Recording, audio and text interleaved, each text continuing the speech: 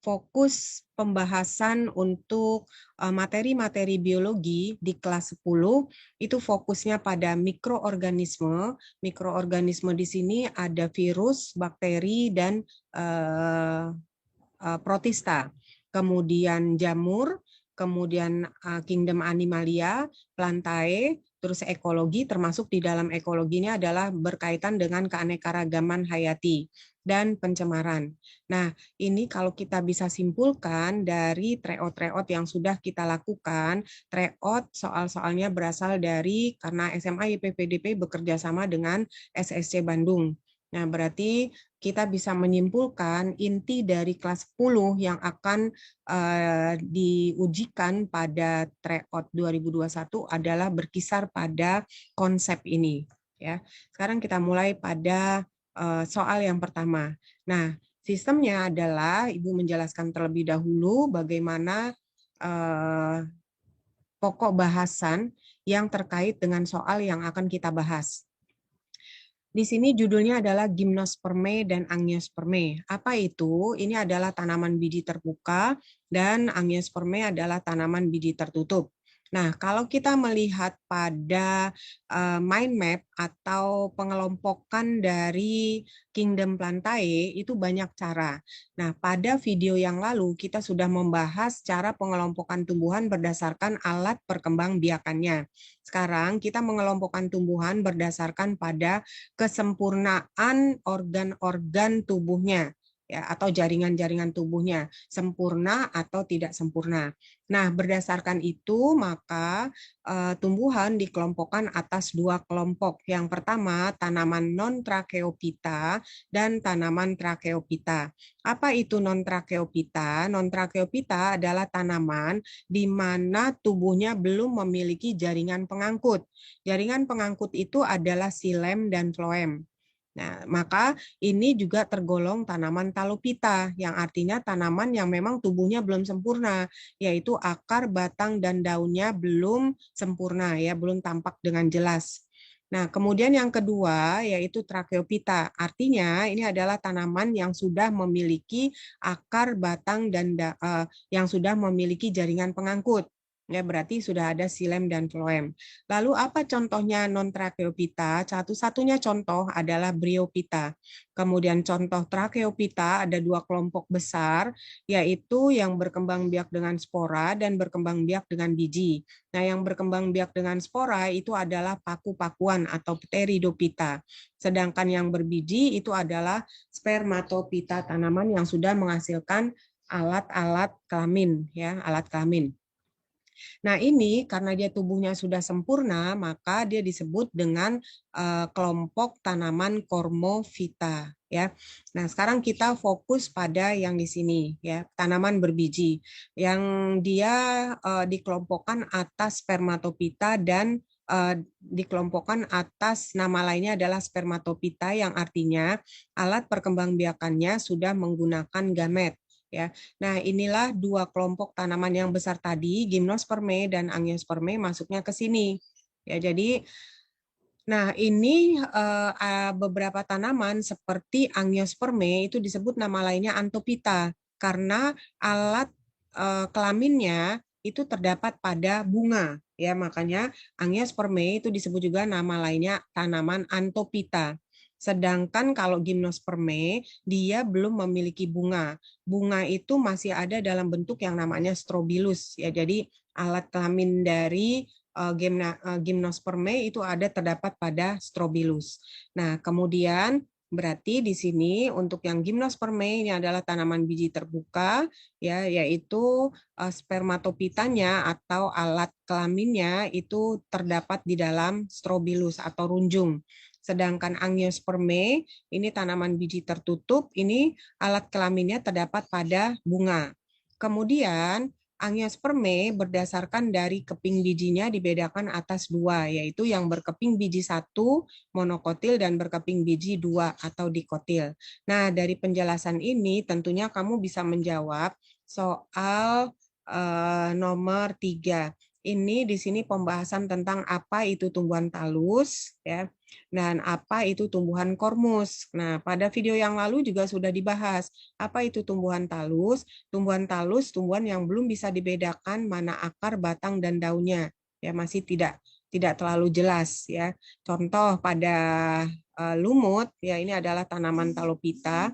Itu adalah dia belum memiliki pada lumut ya, jadi dia itu ada organ yang namanya akar tapi bukan akar, dia hanya bentukan seperti akar ya, bentukan seperti akar yang disebut dengan nama rhizoid.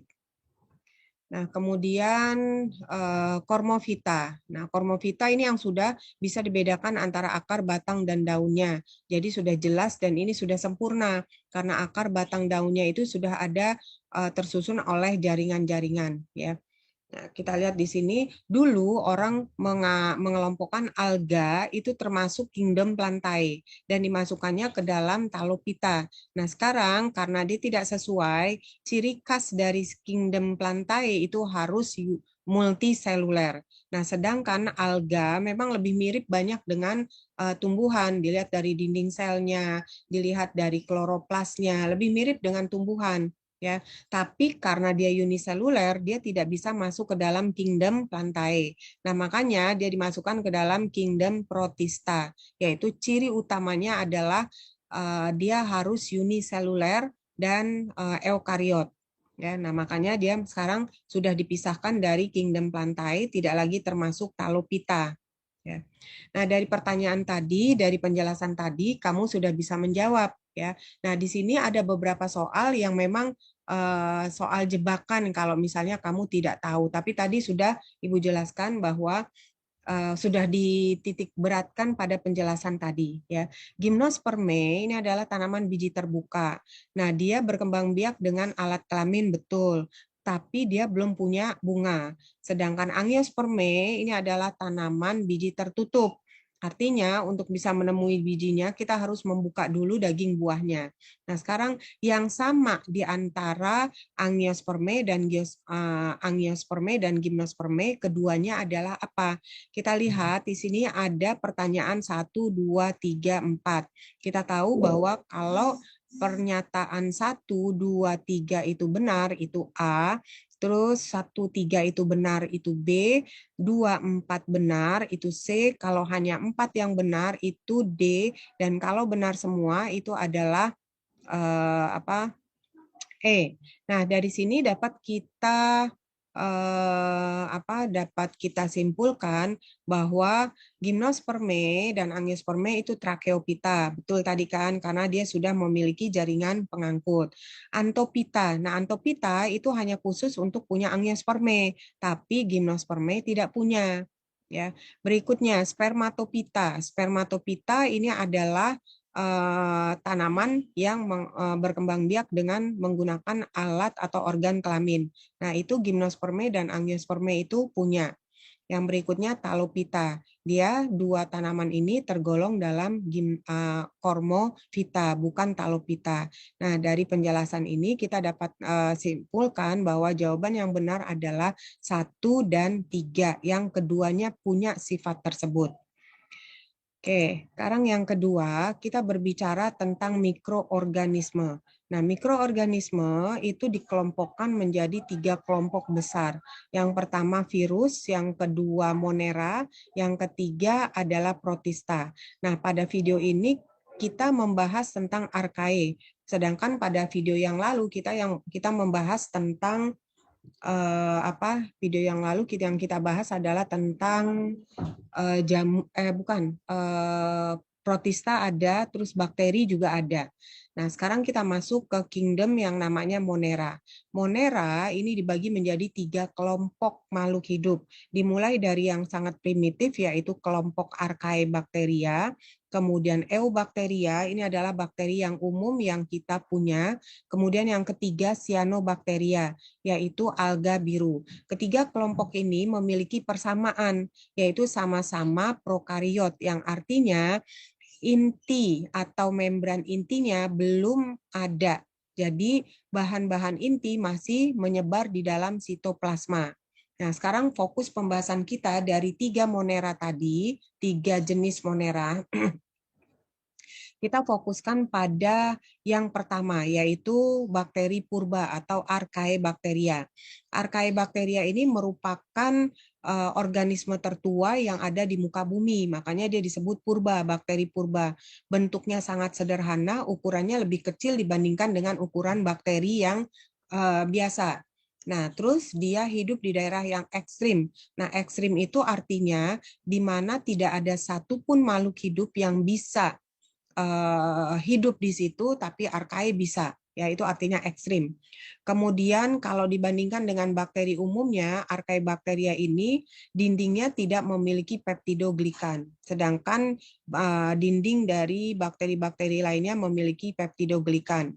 Ya, nah dia sebagian besar hidup dalam keadaan anaerob. Apakah anaerob fakultatif atau anaerob obligat? Ya, sebagian besarnya anaerob ya.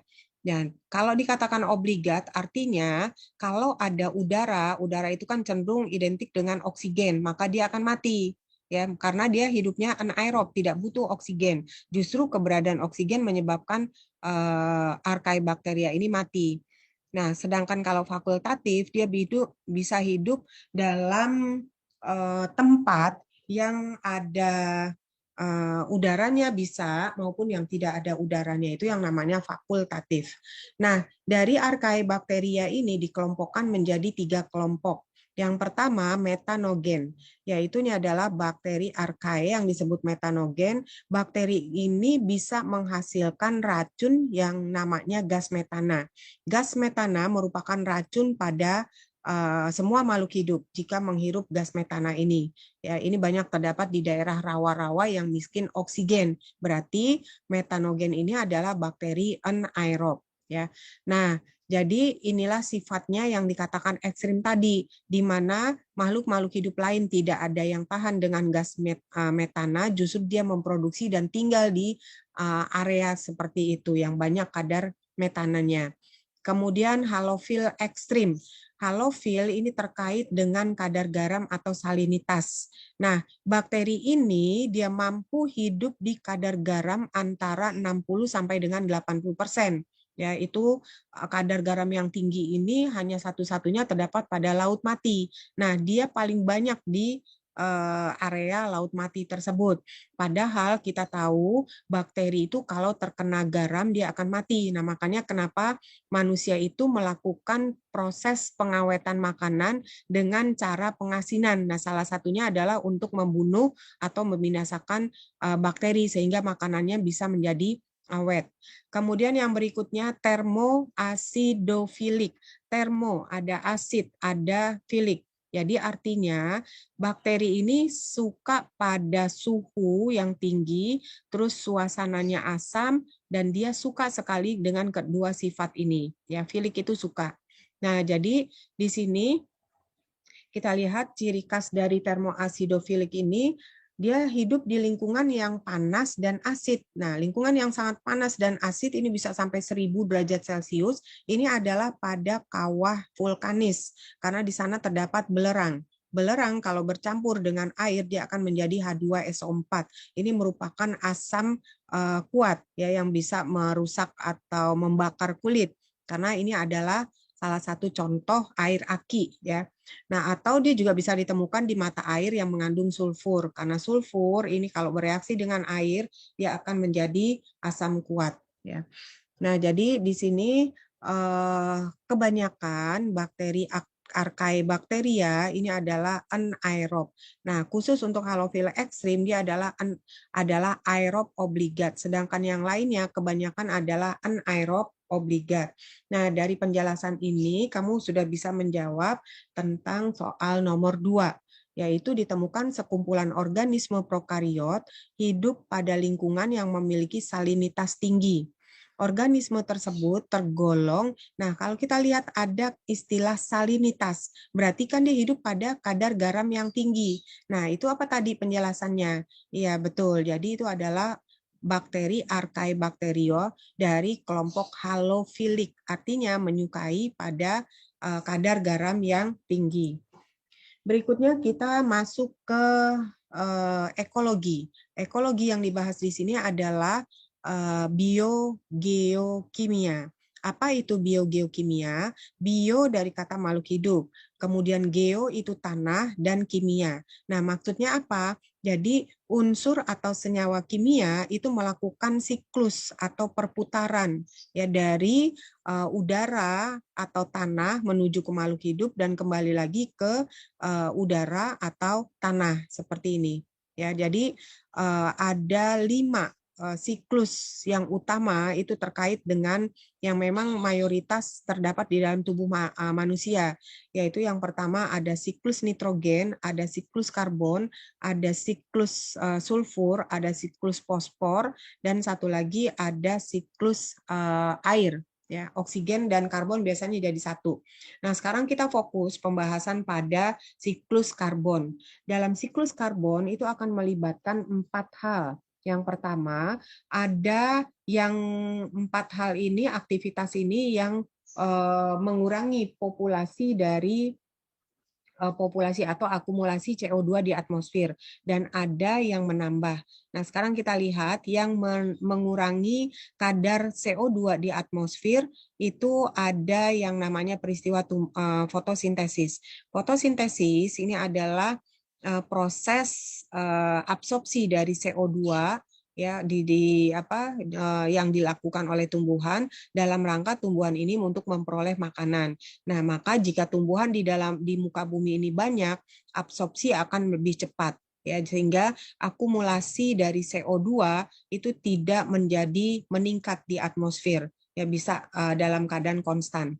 Nah, sekarang yang melepas atau yang mengeluarkan atau yang memperbanyak jumlah CO2 di atmosfer yaitu peristiwa respirasi. Ini respirasi dilakukan oleh makhluk hidup, baik mikroorganisme, tumbuhan maupun hewan dan manusia. Kemudian pembakaran, composting, ya bukan itu pembusukan, pembakaran. Nah, ini juga mengeluarkan gas CO2. Contoh pembakaran dari bahan bakar fosil. Apakah bahan bakar fosil yang digunakan di rumah? Ya, yaitu untuk bahan bakar, kemudian bahan bakar industri, yaitu bahan bakar fosil yang dipakai di industri, atau bahan bakar fosil yang dipakai untuk kendaraan bermotor.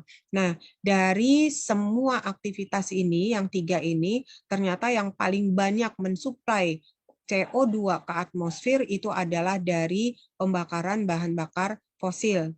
Nah, terus yang berikutnya pembusukan. Pembusukan ini juga menambah kadar akumulasi CO2 di atmosfer. Ya, pembusukan itu membutuhkan banyak sekali oksigen. Nah, berdasarkan penjelasan ini, kamu bisa membahas atau menjawab soal yang ketiga. Peristiwa berikut tidak terkait dengan siklus karbon. Nah, udah jelas ya tadi respirasi ada, dekomposisi ada, atau pembusukan, terus fotosintesis ada, amonifikasi yang tidak ada. Nah, berarti jawabannya adalah yang delta. Pembakaran ada tadi ya. Kita lanjut. Sekarang kita masuk ke yang namanya klasifikasi. Pada sub yang namanya tingkatan takson. Takson itu adalah pengelompokan makhluk hidup berdasarkan banyak sedikitnya dari persamaan ciri antar makhluk hidup. Nah, tingkatan takson ini bertingkat-tingkat dari yang terendah sampai dengan yang tertinggi. Nah, yang dari terendah itu spesies. Biasanya dituliskan dengan 2 kata, yaitu contoh Oryza sativa, Homo sapien, kemudian Ranunculus acris dan sebagainya. Kemudian di atasnya adalah genus. Dari 2 kata tadi, contoh Oryza sativa, maka kata depan itu menunjukkan takson genus. Di atas genus itu ada takson family.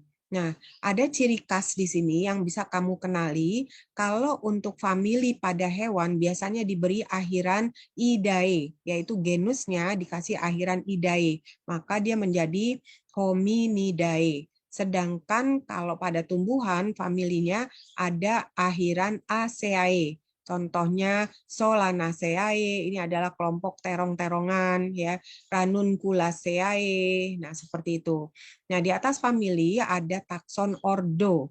Ordo ini kalau pada tumbuhan juga ada ciri khasnya, yaitu diberi akhiran ales. Sedangkan kalau pada mamalia tidak. Ya, ordo di sini masuknya kalau pada ordo manusia dia adalah masuknya primata. Primata ini adalah hewan yang mempunyai rahim simpleks dan matanya stereotip. Artinya mata stereotip dia punya dua mata, tapi fokus penglihatannya dari keduanya itu adalah satu fokus, satu titik. Beda dengan mata ayam. Mata ayam itu dia punya dua, nah keduanya beda pada fokus penglihatan, ya. Terus yang berikutnya kelas. Nah, kelas di sini takson kelas. Kelas pada tumbuhan juga ada ciri khasnya, yaitu diberi akhiran ae. Contoh Gymnospermae itu berarti kita udah mengatakan dia adalah kelas. Angiospermae, nah itu adalah kelas. Tapi kalau pada mamalia tidak ada. Kalau pada kelas hewan tidak ada. Nah, ini kalau pada kita lihat pada manusia, taksonnya adalah mamalia. Kemudian di atas kelas ada filum untuk mamalia dan ada divisio untuk tanaman. Nah, kalau seandainya jumlah makhluk yang terdapat pada filum itu terlalu banyak, biasanya dia akan dikelompok-kelompokkan lagi menjadi subfilum. Ya, nah di sini chordata karena dia banyak sekali variasinya, dia dikelompokkan menjadi 4 subfilum. Yang pertama subfilum Cephalochordata.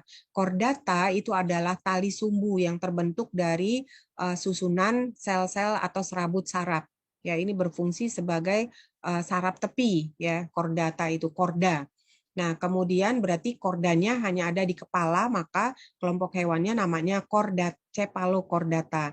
Ada juga kordanya hanya ada setengah dari bagian tubuh, dari kepala sampai setengah badan. Itu namanya hemichordata. Ada juga yang kordanya terletak di ekor, maka disebut urochordata. Nah, satu lagi, ini korda yang sudah sempurna.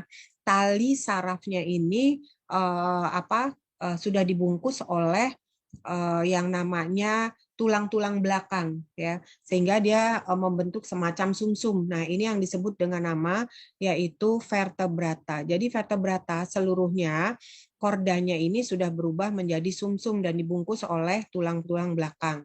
Nah, selanjutnya di atas filum itu ada kingdom. Ya, kingdom itu kalau pada hewan animalia, kalau pada tumbuhan plantae. Nah, dari penjelasan ini kamu bisa memahami tentang soal yang akan kita lihat berikutnya. Tapi sebelumnya ada beberapa tambahan, yaitu pada spesies sebenarnya ada takson lebih kecil di bawah spesies, yaitu kalau pada hewan itu takson di bawah spesiesnya namanya ras. Kalau pada tumbuhan takson di bawah spesies adalah varietas. Contoh kita ambil di sini Homo sapien ras negroid, Homo sapien ras mongoloid. Nah, seperti itu. Berarti itu masuk bukan pada spesies, tapi tulisan itu bermakna pada pada ras, ya, takson di bawah spesies. Kalau pada tanaman, spesies itu contohnya Oryza sativa. Nah, kalau dia menjadi varietas di bawah dari Oryza sativa, karena memang variasi padi itu banyak sekali. Nah, maka ada Oryza sativa var gluteneus. Gluten itu artinya lengket. Nah, berarti ini adalah beras atau padi ketan, ya. Nah, seperti itu. Berarti dari sini dapat kita jawab dengan tepat, ya. Mana pengelompokannya yang benar? Kingdom vertebrata, salah ya. Vertebrata itu tadi masuknya subfilum, ya. Kemudian kalau kingdom berarti animalia. Kemudian familianya Hominidae. Hominidae itu bukan. Ini masuknya ke ordo, ya. Ordo mamalia ini baru benar, ya. Kemudian filum primata itu salah, filumnya harusnya chordata.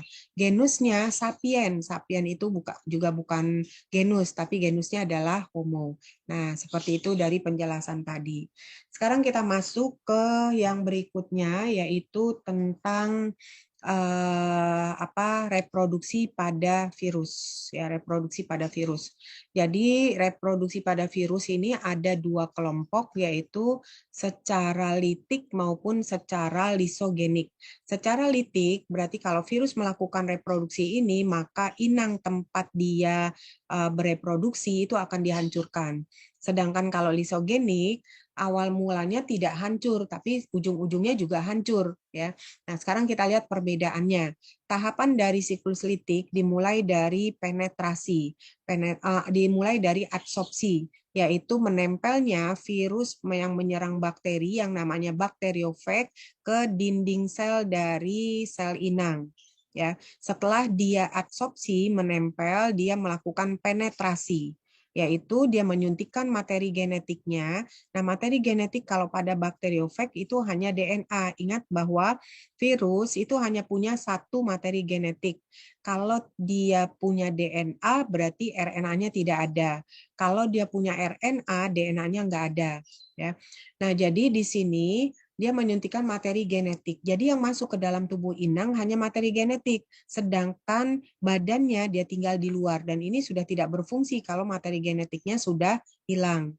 Kemudian setelah dia masuk, dia akan mengambil alih koordinasi yang seharusnya dimiliki oleh DNA inang. Dia ambil alih, maka mulailah dia merajalela. Dia memerintahkan membentuk protein-protein yang tidak ada kaitannya dengan isi dari sel bakteri di sini. Biasanya dia tidak akan membentuk ini. Nah, dia mulai memerintah untuk membentuk komponen-komponen tubuhnya karena dia masuk dalam keadaan telanjang. Dia suruh membentuk kapsid, suruh membentuk selubung ekor, suruh membentuk yang namanya serabut ekor. Nah, setelah banyak baru mereka rakit. Ya, itu makanya disebut tahapannya biosintesis. Dan setelah dia rakit, kemudian barulah dia masukkan di sini, ya. Dia replikasi juga DNA-nya. Dan akhirnya dia menjadi utuh seperti ketika dia awal sebelum masuk. Nah, ini yang disebut dengan nama maturasi, ya, pendewasaan. Setelah itu barulah dia pecah, ya. Nah, ini yang disebut dengan nama lisis. Sekarang bagaimana dengan daur lisogenik? Nah, daur lisogenik ini adalah daur di mana virus itu sangat cerdas. Ketika dia melakukan adsorpsi, nempel, kemudian dia penetrasi, dia lihat sekeliling dari sel ini sangat kuat. Jadi kalau dia mengambil alih pimpinan, pasti dia akan mati konyol. Nah, maka dia bergabung, seolah-olah bergabung dengan DNA-nya bakteri. Ketika bakteri ini membelah, dia ikut membelah, lumayan nambah satu. Membelah lagi, ikut membelah lagi. Nah, sampai suatu saat, dari sel bakteri ini dia lihat dalam kondisi lemah, barulah dia keluar dengan membawa serta sebagian kecil dari DNA inang. Ya, kemudian dia mulai memerintah untuk membentuk komponen-komponen tubuhnya. Nah, seperti ini. Setelah komponen tubuhnya lengkap, dia pecah dan masuk lagi kembali ke daur lisogenik yang berikutnya. Nah, dari penjelasan tadi kita akan bisa membahas salah satu tahap reproduksi bakteriofag, ini adalah virus yang menyerang bakteri, adalah penetrasi. Nah, penetrasi itu tadi menyuntikkan, ya, yaitu memasukkan bagian tubuh bakteriofag pada inang yang berupa. Nah, sekarang karena dia bakteriofag, berarti dia memiliki materi genetiknya adalah DNA. Jadi yang dimasukkan itu kan tadi udah jelas materi genetik kan. Nah, materi genetiknya apa? Nah, biasanya disinilah jebakannya. Kamu bingung, ya, karena ini udah lama sekali materinya. Apakah kamu tahu bahwa yang dimasukkan adalah materi genetik, tapi kamu tidak paham materi genetik yang dimiliki oleh bakteriofag itu apa? Apakah RNA atau DNA? Nah, anak-anak, sampai di sini pembahasan pendalaman materi dari tryout yang ke-10. Kita akan lanjut pada kelas 11. Nah, sampai di sini semoga bermanfaat. Wassalamualaikum warahmatullahi wabarakatuh dan selamat pagi.